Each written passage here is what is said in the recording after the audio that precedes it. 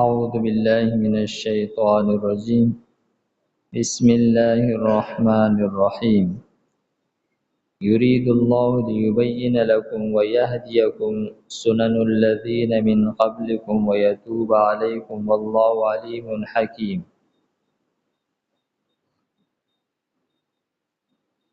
دې درې آیاتونو کې د ما قبل بیان شوی احکاماتو اهمیت او فواید بیانېږي. فرمای یرید الله غواړي الله تعالی لیبین لکم چې واضح کی تاسو ته حرام او حلال، کم زنانه حلال دي او کم حرام دي، کم مال ستاسو لپاره حلال دی او کم حرام دی، د یتیمانو مال او د ماشومانو مال، دا څومره احکامات چې بیان شو د میراث په باره کې د چا حق شته او نشته دی، د چا څومره حق دی، نو دا ټول احکامات چې بیان شو د دې لپاره چې واضح شي تاسو ته حلال او حرام، حسن او قبیح، دا بیانول دا الله تعالی غواړي.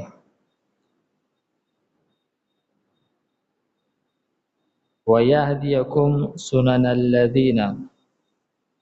او رهنمایي وکړي ستاسو هغه طریقو د هغه کسانو ته من قبلکم چې مخکې ستاسو نه چې مخکې کم پیغمبران کم آسمانی کتابونه کم نیکان تیر شوي دي، د هغوی چې کمې طریقې وي ښه طریقې هغه تاسو ته وښودلی شي. گویا چې دا هغه احکامات دي چې په دې باندې پیړۍ تیرې شوي دي، بار بار د تجربې نه وتې خبرې دي. که ستاسو په ذهن کې د عارضي پیدې دپاره څه خبره راشي نو دا به د عقل دوکه وي، هغه به یقیني صرف عارضي پیدا وي چې کومه د دې احکاماتو خلاف ستا په ذهن کې راغله، د هغې نقصان به ډېر زر ته ووینې، او که چېرې په دې احکاماتو عمل وکړلی شي نو د دې حکمتونه فواید دا به ته ډېر زر محسوس کړي. نو عام طور په معاشره کې چې څومره فساد، جګړې، دشمنۍ هغه راځي، بېچیني او بېسکوني راځي د بې انصافۍ کولو د وجې نه، د حرام خورۍ د وجې نه راځي. نو فرمایي چې دا طریقې چې کومې بیان شولې، دا کم احکامات چې بیان شولو، نو گویا چې په دې باندې ډېر ځله پیړۍ تېرې شوي دي او د ډېرو تجربو نه وتلې خبرې دي. نو فرمایي چې الله تعالی تاسو ته د هغه خلکو طریقې ښیي کم چې ستاسو نه مخکې تېر شوي دي. ویتوب علیکم او رحم کوي الله تعالی په تاسو باندې، یو چاته درست خبره ښوول، د هغه د پیدې خبره ښودل، دا په هغه باندې رحم کول دي. په دې کې د الله تعالی څه پیدا نشته دی. که تاسو دې باندې عمل وکړئ نو د دې د وجې نه د الله تعالی په خدای کې څه زیاتې نه راځي. که تاسو د دې خلاف کوئ نو د الله تعالی په خدای کې څه کمې نه راځي. د دې په کولو سره الله تعالی ته څه مزه نه میلاویږي. خدا محض په تاسو باندې د رحم کولو دپاره الله تعالی بیان کړی دی. والله علیم حکیم، او الله تعالی عالم دی او حکمت والا دی او د یو عالم او حکیم ذات حکم هغه به د علم د وجې نه د ډیرو فوایدو نه ډکي او د ډیرو خطراتو نه به د هغې کې حفاظت کړلی شوی او د هغه د حکمت د وجې نه به په هغې کې ډیر حکمتونه وي، ډیر مصلحتونه به وي. نو فرمایي چې دا د یو علیم حکیم ذات احکامات دي. والله یرید ان یتوب علیکم، الله تعالی غواړي چې په تاسو باندې رحم وکړي. او مراد دا دی چې یو مومن چې کله په دې احکاماتو عمل کوي نو د هغه نه پکې نوک جوک راځي، کمې زیاتې به پکې خامخا راځي. نو الله تعالی به په هغه رحم کوي، د هغه توبه به قبلوي.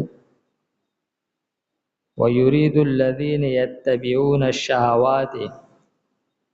او غواړي هغه کسان چې هغوی په شهواتو پسې ورپسې شوي دي، وقتي خوند ته او وقتي چمک دمک نه متاثره وي، هغوی دا کوشش کوي ان تمیلو چې واړئ تاسو میلن عظیما په پوره اوړېدلو سره. دا یو فطرت دی د انسان چې دی کله یو ګناه کوي نو دی بیا یوازې په خپله ګناه نه کوي بلکې دا کوشش کوي چې نور خلک هم ځان سره پای کې ولړي او د دې لړلو لپاره دی رنګ رنګ حربي او طریقې استعمالوي. که مونږ وګورو نو پوره شیطاني طاقتونه په رنګ رنګ طریقو سره زمونږ د تهذیب او د کلچر مخالفت کوي.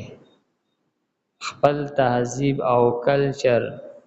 په ډیر ښکلي انداز کې او په ډیر ښه طریقې سره مونږ ته پیش کولی کېږي. دا زموږ سره چې څومره سکرینونه دي نو هر سکرین مونږ ته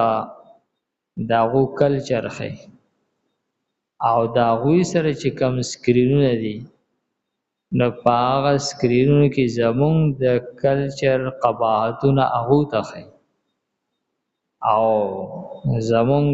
حکمرانانو ته په دې باندې هغه پیسې ورکولی کېږي، مراعات ورکولی کېږي چې تاسو هغه د دې معاشرې په دې کې داسې کیسونه راتلل چې هغه ډیر د ذلت خبرې، ډیر د شرم خبرې هغه هایلایټ کول او په هغې پسې لګېدل او هغه نشر کول،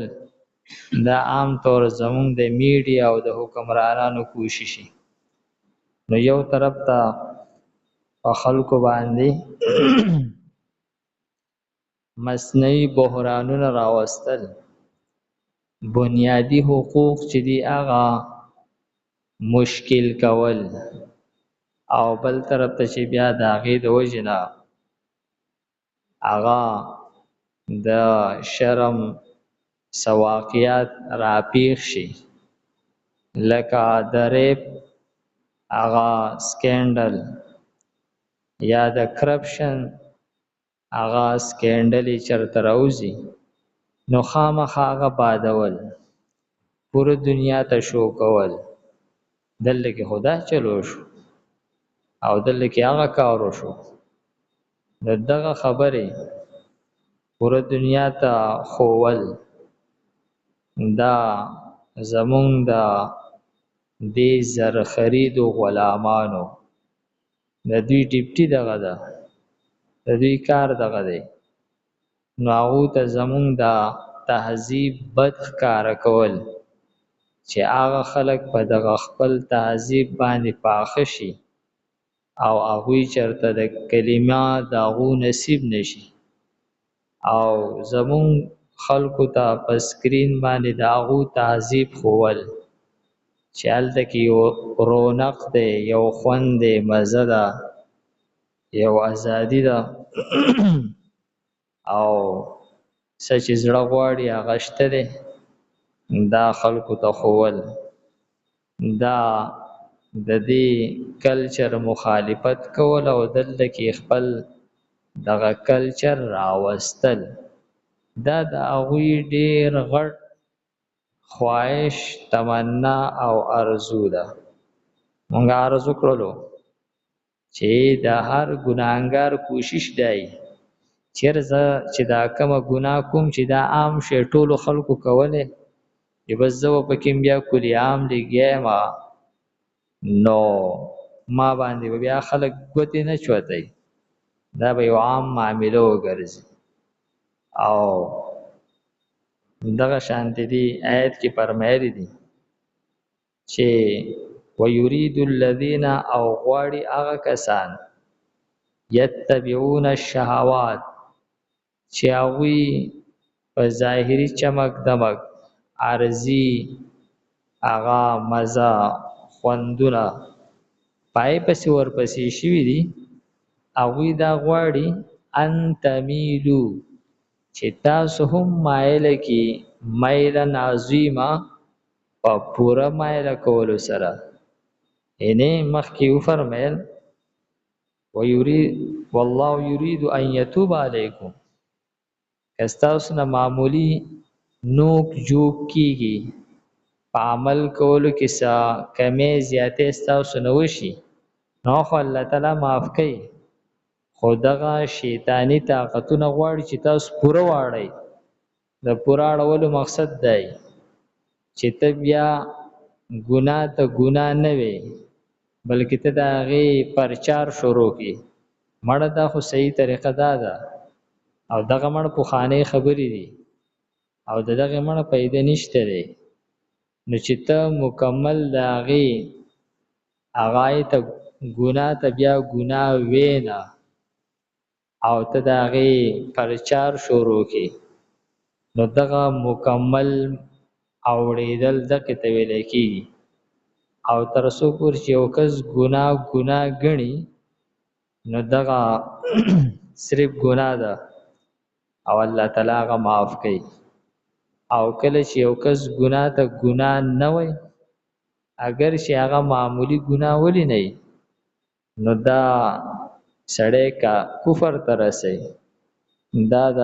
شریعت د احکاماتو نه انکار کول دي مذاق کول دي نو فرمایي چې دغه شیطانی طاقتونه دا غواړي چې تاسو مکمل طور واړئ او تاسو دغه خواهشاتو ته بیا ګناه اړوای نه یرید الله غواړي الله تعالی لیبین لکم چې بیان کی تاسو ته حرام او حلال احکامات ویهدیکم او وخی تاسو ته سنن الذین طریقې دا کسانو من قبلکم چې مخکې تاسو نه ویتوب علیکم او رحم وکړي په تاسو باندې والله علیم حکیم او الله تعالی علم او حکمت والده والله او الله تعالی چې د یرید غواړي ان یتوب علیکم چې رحم وکړي په تاسو باندې ویرید الذین او غواړي هغه کسان یتبعون الشهوات چې ورپسې شي دي د خواهشاتو ان تمیلو دا چې واړی تاسو میلن عظیما په لوی اړولو سره الحمدلله رب العالمین والعاقبۃ للمتقین والصلاة والسلام علی خیر خلقه محمد و آله و اصحابه اجمعین. پروردگار زموږ دا ناسته په خپل دربار کې قبول کړي. پروردگار موږ ته د قرآن پاک سمجھ بوج را نصیب کړي. د مرګ نه مخکې دا کامل عمل کولو توفیق راکړي. صلی الله تعالی علی خیر خلقه محمد و آله و اصحابه اجمعین برحمتک یا ارحم الراحمین.